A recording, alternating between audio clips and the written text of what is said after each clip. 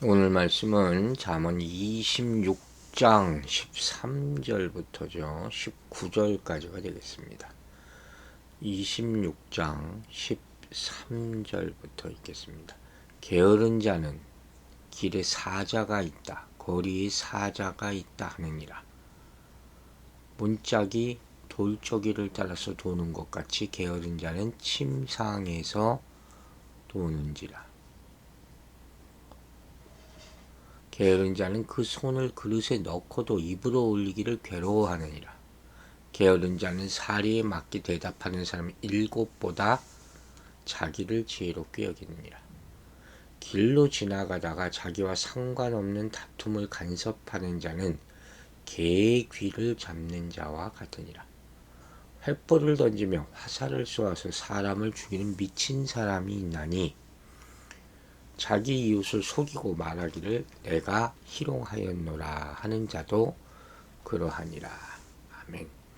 자, 게으른 자에 대한 말씀이 시작되고 있죠. 읽으면서 혹시 자기가 아닌가 돌아보라는 그런 얘기겠죠. 먼저 13절을 보면 게으른 자는 길에도 거리에도 사나운 사자가 있다. 이게 무슨 소리냐? 그러니까 무서우니까 못 나간다는 거예요. 난 밖에 못 나가. 즉 집에 가만히 있을래 라는 거예요. 게으른 자의 변명이 나오는 거죠. 다시 말해서 게으른 자는 일하기 싫은 거예요. 그래서 집 밖에 나가지도 일하러 안 나가. 그러면서 계속 변명만 들어올 뿐이다. 이 앞에 나오는 이 전반부의 사자는 어린 사자고 후반부의 사자는 장성한 숫사자라고 되어 있는데 뭐 그게 중요한 게 아니라 어쨌든 핑계를 대는 거죠. 온갖 핑계와 변명. 이것이 바로 게으른 자들의 대표적인 모습이겠죠. 그리고 이제 14, 15절에 게으른 자의 행동을 비유를 통해서 묘사하고 있어요. 어떻게 묘사했냐 아주 재밌어요. 14절은 뭐라고 했어요? 문짝이 돌저기를 따라서 도는 것 같이. 즉 게으른 자가 마치 경첩이잖아요. 돌적이라는 게. 문 왔다 갔다 움직이는 것. 그것처럼 침상에서만 움직인다. 뒹군다. 이런 표현들을 많이 쓰죠. 침대 위에서 빙근다. 일상에서 쉽게 볼 수 있는 그런 모습이에요. 이게 얼마나 미련한 거예요. 그리고 15절에는 손을 그릇에 넣고도 입으로 올리기를 괴로워한다. 이런 사람은 없겠죠. 이거 왜 이런 표현을 썼냐면 게으른 자의 미련함이라는 것이 인간의 가장 기본적인 욕구 중에 하나인 식욕까지 억누를 만큼 어마어마하게 파괴적인 것이다. 배고픈 것, 이건 인간의 기본 욕구잖아요. 못 참아요. 근데 얼마나 게으르면 밥 먹기도 귀찮아하는 거죠. 이 묘사야말로 게으른 자의 미련함을 묘사하는 13절부터의 단락 가운데 절정에 해당하는 구절로 볼 수 있어요. 이 죽어야죠, 그럼. 굶어 죽어야죠. 게으름이 삶을 무력하게 만들고 파괴적인 결과를 초래함을 보여주고 있는 그런 구절이죠. 16절은 게으른 자는 사리에 맞게 대답하는 사람 7보다 자기를 지혜롭게 여기느니라 했어요. 이건 무슨 얘기냐? 자, 이 말은 게으른 자의 정말로 심각한 문제는 뭐냐? 스스로 지혜롭게 여긴다. 다 핑계는 있다니까요. 즉, 여러분, 게으른 자의 가장 큰 문제는 뭐냐면 말, 행동도 잘못됐지만 마음이 있어요. 그러니까 자신의 게으름에 대해서 항상 변명하고 자신을 책망하거나 옳은 길로 인도하려는 가르침을 경시하게 되는 것이죠. 그 안에는, 속에는 자신이 다른 어떤 사람보다 더 지혜롭다고 생각하는 착각이죠. 그래서 어떤 사람이 충고도 받아들이지 않는단 말이에요. 이 교만이잖아요. 교만은 패망의 선봉이라고 그랬죠. 망하는 거예요. 이치에 맞지도 않는 이유를 대면서 아무 일 하려 하지 않는 그 사람이 게으른 사람이에요. 어떤 핑계를 만들어서라도. 성실히 일하지 않은 변명으로만 일관하는 것이 특징이죠. 그러므로 이들은 자기 삶의 제한된 반경 안에 머물면서 나태함에서 벗어나지 못하는 일상을 살아가게 되는 거예요. 여러분, 여기서 중요한 교훈을 드릴게요. 육체적 게으름은 정신적 안일함을 지나서 영적 교만으로 이어질 수 있다는 거예요. 즉 게으름은 미련과 교만이 자리 잡게 되는 구체적인 현장이 되는 것이죠. 따라서 하나님을 경외하는 성도는 게으르지 않도록 항상 조심해야 합니다. 여러분, 기도하지 못하는 것은 전적으로 영적 게으름이에요. 육적 게으름인 동시에 아무나 기도할 수 없습니다. 아무나 성경 볼 수 없습니다. 우리가 얼마나 게으른지 한번 이 관점에서 보자는 거예요. 또한 다른 사람, 환경 이런 거 탓해.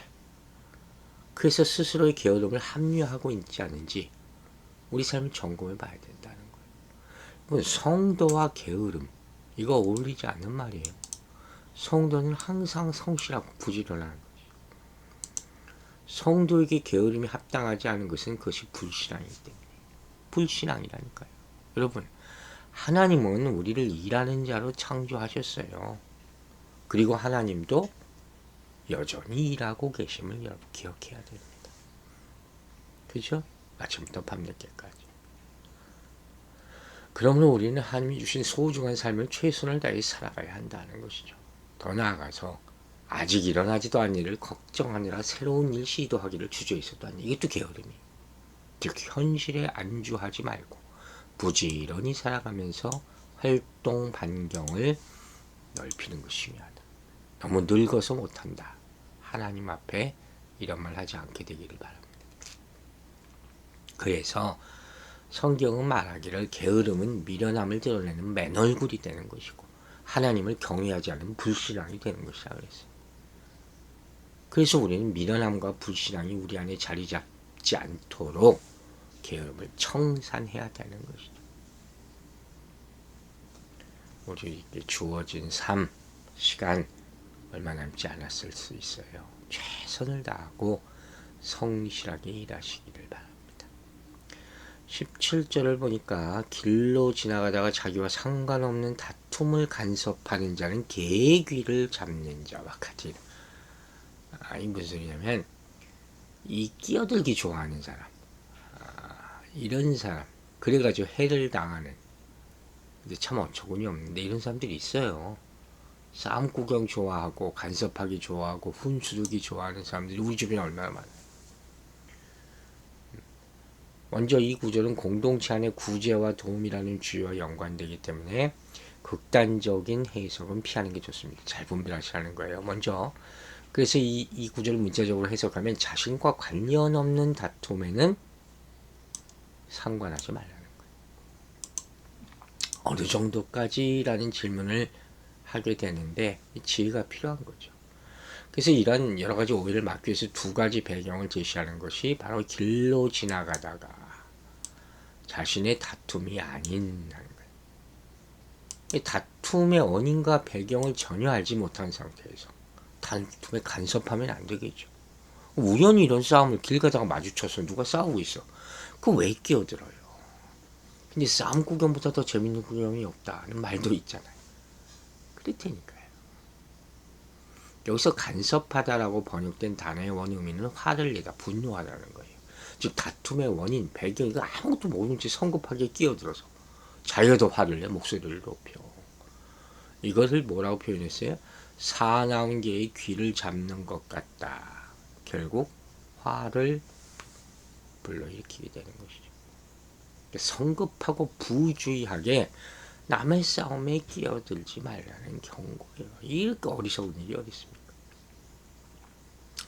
이것이 어디서 나오느냐? 이와 같은 바보 같은 행동은 모든 문제를 자신이 해결할 수 있다는 오만한 생각에 뿌리를 두고 있다는 거예요. 이런 사람들이 있어요. 내가 해결해 줄게. 뭘 해결합니까? 자기 인생도 해결 못하면서. 이제 18절 19절에는 이런 말이 있어요. 횃불을 던지며 화살을 쏘아서 사람을 죽이는 미친 사람이 있나니. 이게 뭐냐면 이웃을 속인 후에 그것이 발각되었을 때 장난이나 희롱이었다고 변명하는 정말 악한 모습이 나오는 것이죠. 18절에는 속이고 변명하는 것. 이 사람을 횃불을 던지고 화살을 쏘아서 사람을 죽이는 자에 비유하는 것이죠. 이게 얼마나 무서운 얘기예요. 이웃을 속이는 것만 해도 심각한 죄인데 그것을 모자라서 그걸 변명으로 넘어가려고 하는 이런 사람이야말로 죄책감을 느끼지 못하는 사람이에요. 이게 악이잖아요. 우리 지금 이런 악한 세상에서 살고 있어요. 한국도 미국도 지금 선거를 앞두고 서로가 서로를 디스하고 막 폭력이 난무하기 시작해요. 왜 대한민국에서 정치인들에게 테러가 일어나는 상상도 못할 그런 모습을 우리가 뉴스를 통해서 듣고, 여러분 제가 미국에 대해서 여러 차례 얘기합니다. 미국의 신앙적인 신념에 관한 분열이 일어나기 시작했어요. 전쟁으로 말미암아. 그 정말 여러분 기도 제목이라고 그랬습니다. 12월 대통령 선거를 앞두고 엄청나게 분열할 것이라는 우려들이 터져 나오고 있어요. 기도해야 되는 거예요.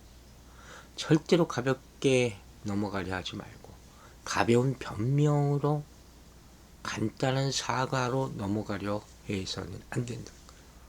이 사람들 왜 이러냐? 죄책감을 느끼지 못해. 자기가 잘못을 저질렀으면 당연히 사과를 먼저 하고 책임을 지려야 되는데 죄책감을 못 느껴. 내가 좀 그랬다고 못하라는 거야. 이 사람은 공동체를 파괴하고 분열시키는 결과를 초래하게 되는 거예요. 이런 사람은 절대로 공동체에 있어서는 안 된 사람입니다. 분별하고 하나님의 뜻을 잘 말해서 회개하게 만들고 선한 모습을 지켜나가는 우리 모두가 되기를 주의 이름으로 축원합니다. 아버지 하나님, 오늘 먼저 우리는 게으른 자의 변명을 보았습니다. 게으름이라는 것이 우리 삶을 얼마나 무력하게 만들고 또한 파괴적인 결과를 초래한다는 사실을 깨닫게 해 주시옵소서.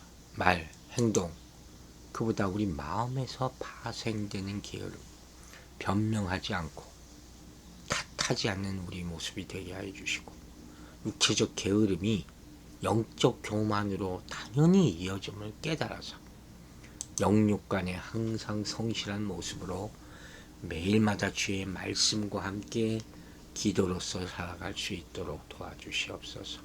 오늘 하루도 우리가 이 말 들은 말씀을 꽉 붙잡아 근면 성실함으로 승리하는 하루가 되기를 바라며, 모든 특별히 세상에서 일하는 사람들에게 근면 성실의 정신을 허락하여 주시고 술 취함과 악한 것에 꾀임받는 일에 벗어나서 하나님의 사람으로서 경건하고 깨끗하며 게으르지 않는 인생 살 수 있도록 도와주시기를 간절히 바라며 예수 그리스도 이름으로 기도했습니다.